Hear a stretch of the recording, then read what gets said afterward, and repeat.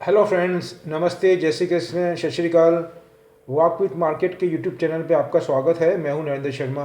मैं 18 तारीख की स्क्रिप्ट आपको लिखा हूं, उसके पहले मैं आपको 17 तारीख का जो मैंने आपको शेयर दिए थे वो और जो पॉइंट मेन है, क्योंकि वही पूर्ण भूमिका हमको कल के बाज़ार में भी बहुत ज़्यादा सपोर्ट करेगी। तो मार्केट हमारा अच्छा था, फ्लैट में खुलने के बाद में रिकवर हुआ, लेकिन यूक्रेन के अंदर कहीं फायरिंग हुई है या कोई रशिया और यूक्रेन के बीच में कोई डिस्प्यूट हुआ है और उसके अंदर फायरिंग भी हुआ है। इस पॉइंट को लेकर के मार्केट में एकदम से सेलिंग प्रेशर आया, मार्केट माइनस में चले गया।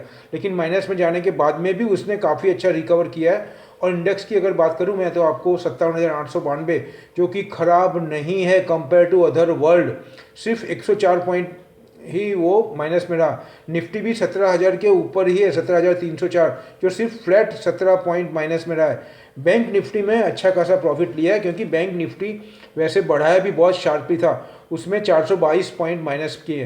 दूसरा मैं आपको बताना चाहूँगा, मैंने आपको जो कल 5 आइटम लिखाई थी उसमें क्या ग्रोथ था ऐसे माहौल के अंदर भी। एल लगभग 26 रुपये बढ़ा हुआ था, लेकिन बाद में सेलिंग प्रेशर आया और जो यूक्रेन का मैटर था उसको लेकर के फिर भी वो मार्केट में पॉजिटिव ही बंद रहा है। 2 से 4 रुपये बंद रहा है पॉजिटिव, 26 रुपये तक ऊपर गया था। हिंदुस्तान एरोनॉटिक वो भी 30-35 रुपये ऊपर गया है, लास्ट में 2-4 रुपये प्लस में ही आया है। भारत फॉर्ज भी लगभग 20 से 22 रुपये अप गया था, बाद में सेलिंग प्रेशर आया और थोड़ा माइनस में गया, 10-12 रुपये। टाटा स्टील वो 28 से 30 रुपये प्लस में था, लेकिन बंद फ्लैट आया है, यही मैटर के चलते। मैंने उसके बाद में आपको टायर की कंपनी दी थी, मैंने ये बोला था अगर नीचे आए तो ही बाय करना है। उसमें इतनी बड़ी कंपनी होने के बाद में भी 800 पॉइंट नीचे खोला था वो एमआरएफ, उसकी प्राइस बहुत ज़्यादा है, 66,000। तो मैंने आपको 1,000, 1,200, 1,500 पॉइंट का ऊपर का टारगेट दिया था, लेकिन वहाँ से वो कम से कम आप देखेंगे तो 700-800 पॉइंट से रिकवर होकर के लगभग 200 या 400-500 रुपये ही माइनस में रहा, लगभग 500-600 रुपये रिकवर हुआ है। मेरा कहने का मतलब इतना ही है, उसमें हमको बहुत सोच समझ के काम करना है। अभी माहौल ऐसा ही रहेगा, मार्केट को सस्टेन करना मुश्किल है ऊपर लेवल के ऊपर, उसमें सेलिंग प्रेशर आएगा, मतलब बोथ साइड की हमको सिचुएशन मिलेगी ये मार्केट के अंदर। दूसरा मैं आपको बोलना चाहता हूँ कि जो अभी मेन पहले पायदान पे मैटर है, रशिया के अंदर डिफेंस विड्रॉ हो रही है, और रशिया का मैटर सिर्फ रशिया और यूक्रेन तक ही सीमित नहीं है। यूक्रेन का पॉइंट बना करके रशिया बहुत बड़ा गेम खेल रहा है इसमें, और रशिया के साथ में बिहाइंड द सीन चाइना है। ये दोनों की मिली जुली स्ट्रेटेजी है, इस बात को ध्यान में रखना है हमको। और ये सब मतलब दोनों मिल करके यूएसए के खिलाफ, यूएसए के अगेंस्ट में अपनी रणनीति बना रहे हैं। और दूसरा, रशिया और यूक्रेन का मैटर पूरे यूरोप को गैस को लेकर के भी प्रभावित कर रहा है। और अभी मैंने आज जो सुबह पढ़ा है उसके अंदर जो जापान है उसमें बहुत ही साल का रिकॉर्ड टूटा है, 4-4 मीटर। यस माय डियर, मैं 4-4 मीटर बोल रहा हूँ, 4-4 मीटर तक बर्फ़ का स्नोफॉल हुआ है वहाँ पे बहुत जगह पे। तो पूरी इकोनॉमी उनकी भी बहुत ज़्यादा इफेक्ट करेगी इस सब को देखते हुए। तो लेकिन इस सब को देखते हुए मैं आपको फिर बोलूँगा, गैस की कंपनी बहुत पॉजिटिव हो जाती है एनर्जी को सेक्टर को लेकर के, ये सब बात आप ध्यान में रखना। दूसरा, हमारा market compare to other world अभी भी फार बेटर है, बहुत से रीज़न है उसके। हमारी इकोनॉमी, हमारी गवर्नमेंट पॉलिसी, बायलैटरल रिलेशन, ये और government policy, PLI scheme, opportunity, ये सबके तहत अभी अगर कहीं सबसे अच्छा रिटर्न मिल सकता है एफआईआई पॉइंट ऑफ व्यू से मैं बोल रहा हूँ आपको, तो वो only and only Indian country है, दैट इज़ न्यू इंडिया।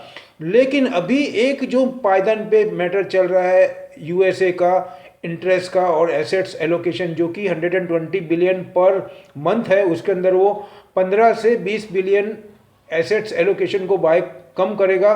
और इंटरेस्ट रेट का मैटर है, इंटरेस्ट रेट की भी बात चल रही है, लेकिन जैसा मेरी स्टडी रेगुलर है, मैं ऐसा मान के चल रहा हूँ कि फिलहाल जो फेडरल गवर्नमेंट के जेरोमी पॉवेल हैं वो इसके अंदर अभी कोई मतलब छेड़खानी नहीं करेंगे, या उसमें कोई इंटरेस्ट रेट का मुझे नहीं लगता है। ये मेरी अपनी पर्सनल थॉट है, अपनी स्टडी है।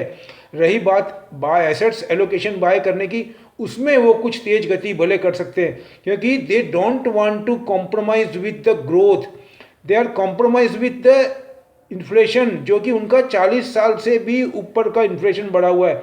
लेकिन वो इतने स्मार्ट हैं अभी आज की तारीख में, और उनकी स्टडी इतनी अच्छी है कि पूरे इकोनॉमी को वो चेंज करते हुए इस बार वो ग्रोथ के साथ में जा रहे हैं, नहीं कि अपने इन्फ्लेशन के साथ में या मुद्रास्फीति के साथ में। और यही नीति पूरे विश्व में भी अभी चल रही है, और ये राइट भी है समय के तकाजे के हिसाब से। अब मैं आपको देता हूं 18 तारीख के लिए ऐसे माहौल के अंदर भी हमको कौन कौन सी कंपनी प्रॉफिट दिला सकती है। उसके पहले मैं आपको बोलूँगा, अभी जब मैं ये वीडियो बना रहा हूँ लेट नाइट में, तो डाउन जोन्स जो है लगभग वो आपको बोलूँगा 405 से 410 पॉइंट माइनस में है, और नास्डेक है लगभग 205 पॉइंट माइनस में है। इसका मतलब क्या हुआ, सॉफ्टवेयर भी माइनस में है वहाँ पे। लेकिन सॉफ्टवेयर को ओमिक्रॉन का और ये जो मैटर है रशिया यूक्रेन और पूरे यूरोप में, ये उनको behind the curtain behind the door support ही कर रहा है, उनके बिजनेस को ग्रोथ ही कर रहा है, उनके ऑर्डर्स को बढ़ा ही रहा है, उनके प्रॉफिट को बढ़ा ही रहा है। उसमें कोई प्रॉफिट के अंदर उनको नेगेटिव पॉइंट नहीं है। ये मतलब उनको ये मैटर ज़्यादा इफेक्ट नहीं करने वाला है। दूसरा, पूरा जो चेंजेस होगा और जो पूरा पुशबैक मिलेगा आफ्टर कोविड, उसका सबसे ज़्यादा बेनिफिट आईटी कंपनी को ही मिलेगी। उसके तहत ही मैंने आईटी कंपनी मिली। दूसरा, उसमें अब यहाँ से ज़्यादा नीचे जाने के चांसेस मुझे कम लगते हैं। तो मैं आपको कल के लिए स्क्रिप्ट लिखा रहा हूँ, हैप्पीएस्ट माइंड। अब ध्यान से लिखेगा, हैप्पीएस्ट माइंड। आज का क्लोजिंग दूंगा और आपको टारगेट भी दूंगा मैं उसका, लेकिन उसमें मैं आपको इंट्राडे के लिए भी दे सक रहा हूँ और आने वाले अगले वीक के लिए ध्यान रखना। मतलब आपको बाय करना है कम से कम 1 महीने के हॉरिजॉन्टल लेकर के, ये ध्यान में रखिएगा। और जो बहुत ही रिस्क ले सकते हैं वो स्ट्रिक्टली स्टॉप लॉस लगा करके ही बाय करें।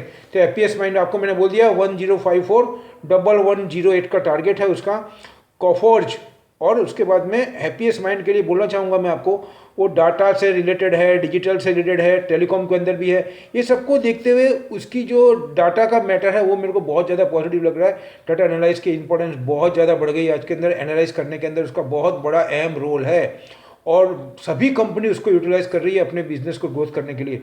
उसके तहत उसके अंदर बहुत अच्छी अपॉर्चुनिटी है, उसके लिए मैंने आपको दिया है।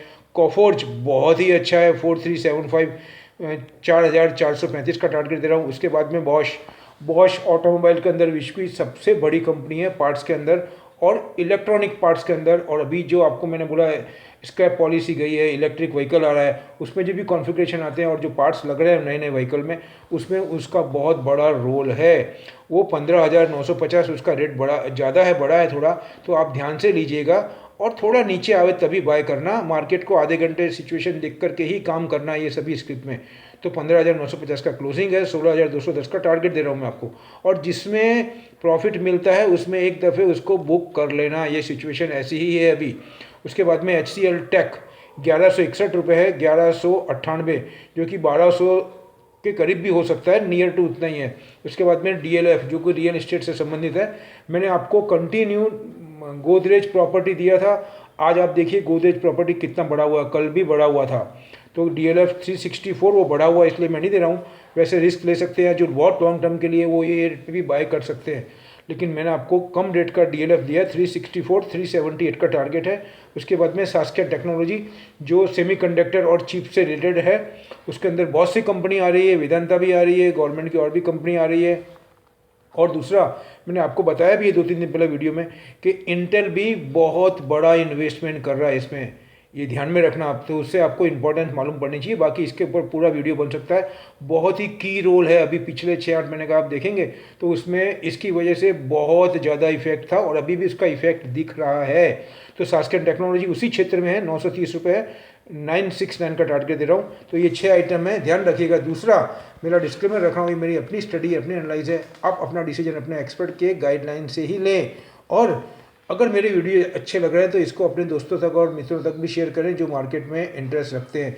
दूसरा, जो फर्स्ट टाइम मेरे वीडियो को ओपन कर रहे हैं उनको मैं रिक्वेस्ट करूँगा, please if you are satisfied with my thought, तो मैं request you please before leave my channel you have to subscribe my channel and also press bell icon and all portion. On that base I am regularly upload 1 or 2 videos by very hard work and very micro level study.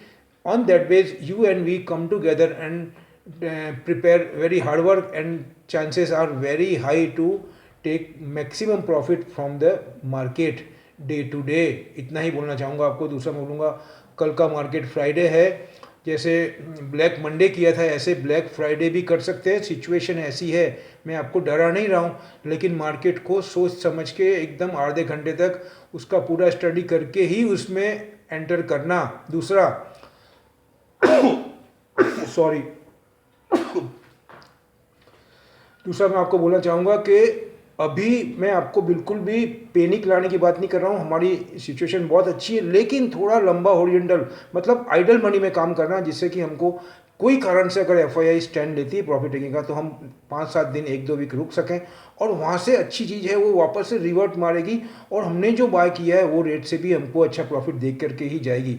ऐसी तैयारी के साथ में ही मैं आपको daily deliver करता हूँ। Last में यही बोलूँगा, मिलते हैं अगले वीडियो में कुछ नए सेक्टर, नई इन्फॉर्मेशन, नई जानकारी और नए शेयर के साथ में। जय हिंद।